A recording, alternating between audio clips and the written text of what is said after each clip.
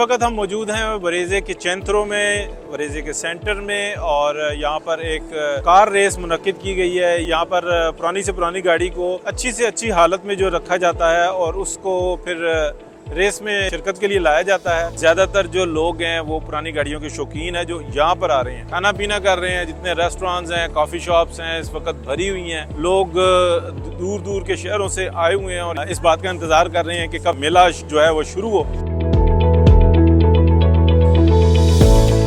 इस तरह की कारें होती हैं, उसके बारे में हम आपको दिखाते हैं। कुछ तैयारियां हो रही हैं जी, ये गेट बनेगा।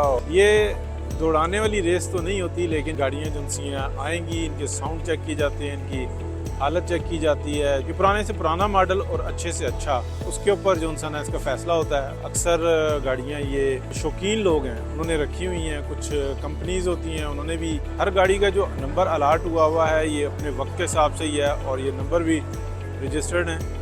बहुत सारे अवार्ड्स जीते हुए हैं इस गाड़ी ने, और इस रेस में इसका क्या नंबर होगा ये हमें ऊपर जो लगा हुआ टिकट है ये बताता है।